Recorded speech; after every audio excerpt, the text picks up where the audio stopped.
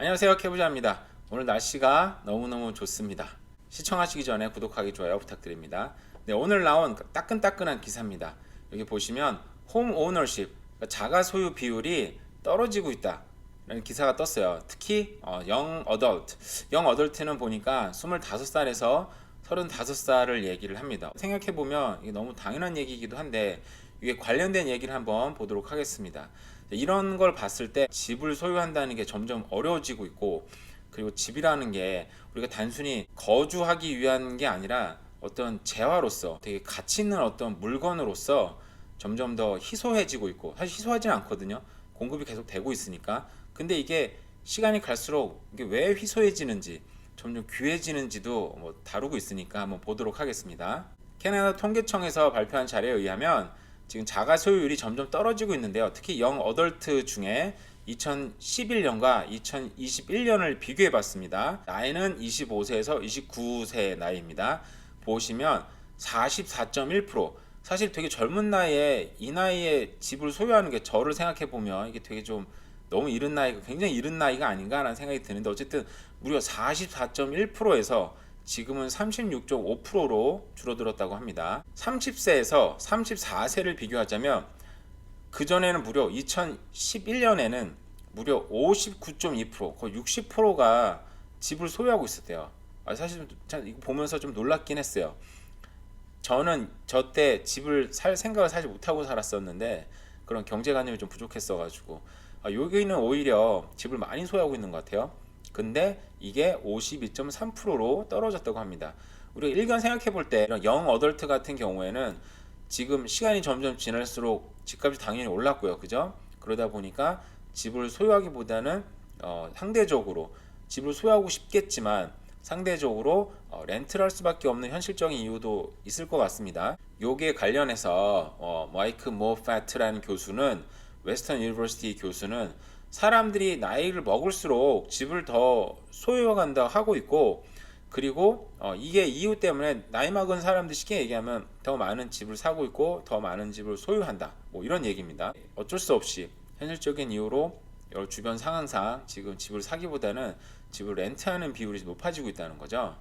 2016년에서 2001년 사이에 40.4%가 렌터들에 의해서 집을 사더라라고 얘기를 했습니다. 당연히 렌트하는 사람들이 집을 더 많이 사고 싶어 하니까 당연히 어쩔 수 없이 잠깐 렌트를 했다가 집을 많이 사고 있다라는 얘기. 당연히 렌트비가 지금 너무 오르고 있기 때문에 너무 힘들다는 거죠. 이게 monthly shelter cost라고 되어 있는데, 이게 일반적인 렌트 코스트인지 아니면 우리가 일반적인 렌트를 쉘터라고 부르진 않잖아요. 정부에서 운영하거나 이런 비영리 단체에서 운영하는 쉘터라고 부르는데, 쉘터의 비용조차도 지난 시간 동안 17.6%가 상승을 했다고 합니다. 엄청난 상승이죠. 일반 렌트가 지금 요즘에 20 몇 프로 상승을 했는데, 일반적인 쉘터도 인플레이션 때문에 17.6%가 상승을 했다고 합니다. 하우징 어포더빌리티는 좀 상승을 했다고 해요. 근데 이거는 통계청에서 얘기하기를 프리 머니 때문에 결국은 하우징 어포더빌리티는 상승을 했지만 그런 건 아니다, 소득이 올라가서 오른 건 아니다, 이렇게 얘기를 했고요. 당연히 비용 증가가 되다 보니까 2016년에서 2021년 사이에 대도시권들, 토론토나 밴쿠버나 몬트리올 같은 경우에는 지금 멀티 하우스들, 타운홈이나 아니면 콘도들이 더 많이 지어지고 있다고 얘기를 했습니다. 집을 짓는 비용이 상승하다 보니까 일반 하우스를 짓는 것보다 멀티 하우스들을 짓는 것들이 비용에 좀 저렴하고, 또 판매를 하면 그만큼 이익이 커지니까 건설사들이 그런 콘도 같은 걸 선택할 수밖에 없고요. 그리고 가격이 콘도가 하우스보다 싸기 때문에 당연히 집값이 너무 올라가다 보니까 영 어덜트뿐만 아니라 첫 집을 구매하는 사람들이나 투자하는 사람들이 당연히 멀티하우스를 선택할 수밖에 없겠죠. 그러다 보니까 멀티하우스, 요즘에 한국으로 치면은 쉽게 하면 아파트 같은 것들이, 여기 콘도나 이런 것들이 점점 더 대중화되고 있다라는 게 느껴지는 것 같습니다. 근데 콘도라는 게 어떻게 보면 한국 같은 경우에는 아파트 거래가 이제 활성화되고 사람들이 선호하는 게 주거 안정성도 있지만 점점 투자 대상으로 가치가 높아가는 게, 이건 좀 규격화되어 있다 보니까 좀 가격 선정하기가 쉽다 그렇게 표현해야 되나요? 가족을 먹이기가, 그리고 거래하는 게 좀 편한 부분이 있어요, 제가 봤을 때는. 왜냐, 하우스는 굉장히 개성이 강하다 보니까 이게 얼마인지, 이게 도대체 잘 사는 건지 이게 좀 애매하고, 그리고 너무 비싸기도 한데, 앞으로 콘도나 타운홈들은 좀 더 규격화된 부분이 있다 보니까 뭐 투자 대상으로 어떻게 보면은 소유하기에는 좀 더 가치가 있는 물건이 되지 않을까 생각을 하고 있습니다. 이 그래프를 보시면 좀 심각하게 봐야 되는 거긴 한데요. 여러 집을 소유하고 있는 그런 퍼센트지와 그리고 멀티하우스들, 그러니까 다가구 주택을 소유한 사람들이 전체 집의 얼만큼을 차지하고 있는지를 나타내고 있는 건데요. 여기 보시면 노바스코샤 같은 경우에는 이런 멀티 다가구 주택자들이 21.6%인데 이 사람들이 전체의 집은 노바스코샤에서는 40.9%를 갖고 있다고 합니다. 그러니까 전체 인구의 21.6%가 전체 집의 40.9%를 갖고 있어요. 여기는 노바스코샤는 사실 좀 우리가 개발이 상대적으로 덜 된 지역인데 이런 투자 목적이겠죠. 엄청난 집을 소유하고 있다는 거. 뉴 브런즈윅도 마찬가지입니다. 20%가 안 되는 19.6%의 사람들이 전체 집은 거의 40% 육박하는 집을 또 소유를 하고 있고요. 또 집값이 굉장히 높은 온타리오라 시주 같은 지역에도 15.5%가 되는 사람들이 31.1%는 3분의 1의 집을 소유하고 있어요. 전체 집을 소유하고 있고요. 또 BC주도 15%가 되는 사람들이 29.1%의 집을 소유하고 있습니다. 다가구 주택 사람들이 굉장히 많은 집을 소유하고 있는 거죠.